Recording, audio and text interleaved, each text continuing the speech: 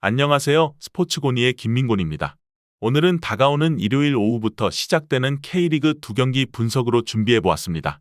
주말 일정들이 잡히면서 저 역시도 어떤 경기들을 준비해야 할지 많은 선택지들 중 메리트 있는 경기들을 고르기가 쉽지 않았는데요. 그러는 와중에도 꾸준히 K리그를 매번 챙겨보았고 구단들의 경기력과 전술적인 부분들이 어느 정도 파악되어 있는 상태이기에 많은 경기 중에서도 K리그 일정들을 영상으로 준비해 보았습니다. 여러분들께서도 분석을 시청하시고 조금이나마 조합을 구성하시는데 도움이 되시길 바라면서 오늘의 K리그 2경기 분석 지금 바로 시작해 보도록 하겠습니다. 오늘의 첫 번째 경기는 수원FC와 대전시티즌의 맞대결입니다.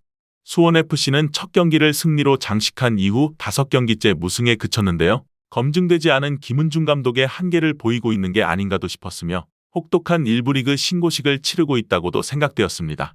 이전부터 지속적으로 전방의 결정력이 심각한 수준인 수원FC인데요. 이승우와 지동원 그리고 몰레아러 안데르손 등 어느 한쪽에서도 영향력을 느끼기란 어려운 상황이며 대전이 울산에 비해서 순위가 낮고 실점이 많다고 하더라도 수원이 이러한 기회를 살려 골을 넣기란 결코 쉽지 않다고 생각되었습니다.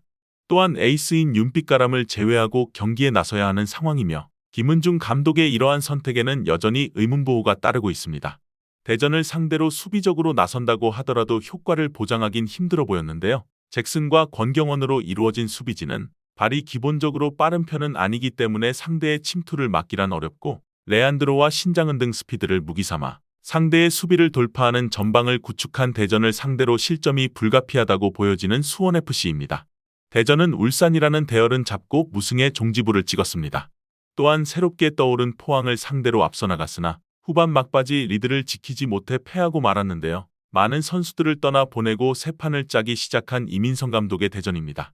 시간이 흐를수록 선수들의 조직력이 좋아지는 것이 느껴졌고 공격에는 레안드로를 필두로 신상은과 호사 그리고 음나파 등 스피드와 드리블에 일가견 있는 선수들을 활용해 상대 수비진을 깨부수고 득점을 만들어내고 있는 대전입니다.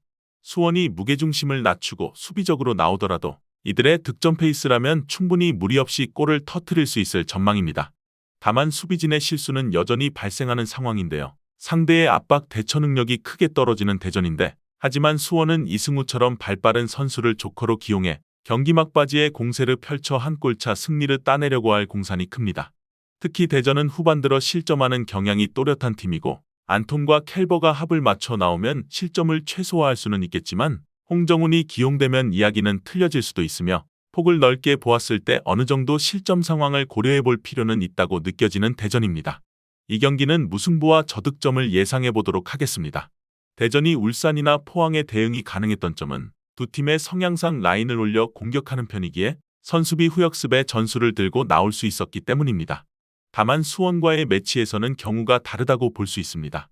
기본적으로 라인을 올려 공격하는 성향의 전력이 아니고 수원도 상대의 공격을 막아낸 후에 역습을 강행하는 팀입니다. 생각보다 골은 많이 나오지 않을 가능성도 있으며 최대한 한 골씩 주고받은 무승부가 가장 합리적이라 생각되었으며 대전의 플러스 핸디캡 쪽 접근도 생각해 보시는 것을 권장드리겠습니다. 다음은 인천 유나이티드와 대구FC의 맞대결입니다. 인천은 4경기 무패 행진이 깨져버리고 말았는데요. 홈에서 제주를 몰아쳤지만 역습 한 방에 무너지며 패배를 기록했습니다.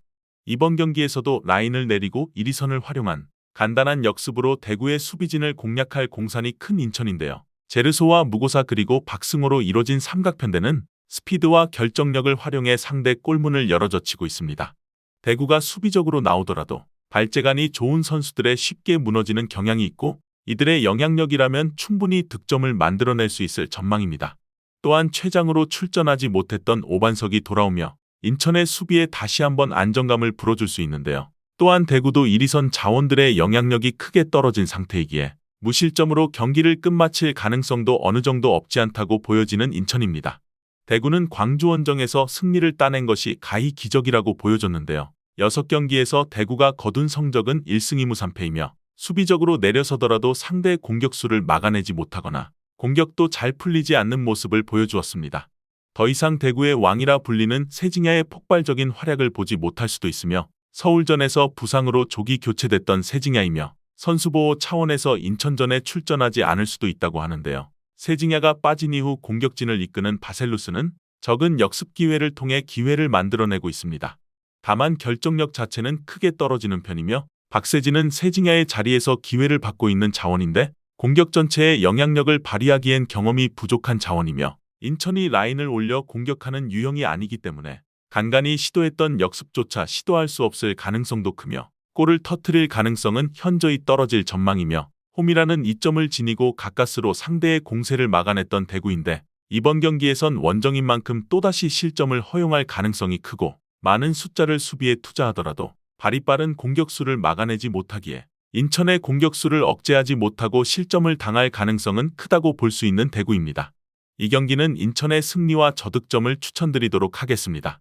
두 팀의 운영 방침상 많은 득점이 나오지 않을 경기라 할 수 있으며 다만 인천의 제르소와 무고사 그리고 박승호를 앞세운 공격진이 적은 숫자를 통해서도 유의미한 결과를 내는 만큼 대구를 상대로 골을 터뜨려 승리를 따내는 것은 충분히 가능성 있다고 생각되었으며 대구의 전방 자원들의 영향력도 크게 떨어지는 현재의 상황임을 고려했을 때 인천이 무실점으로 경기를 끝마칠 가능성을 점쳐보면서 홈팀의 승리와 핸디캡 승리까지도 고려해보시는 것을 추천드려보면서 마무리해보도록 하겠습니다.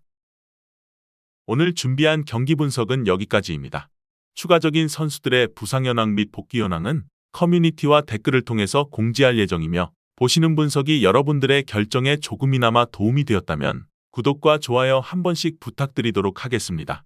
또한 추가적인 경기 정보와 예상 라인업을 토대로 한 분석이 필요하신 분들께서는 꼭 하단의 고정 댓글을 클릭하셔서 분석자료 공유방에 오셔서 필요한 정보와 조합을 받아가셨으면 좋겠다는 말씀 전하면서 오늘의 분석은 여기서 마쳐보도록 하겠습니다. 시청해주셔서 감사합니다.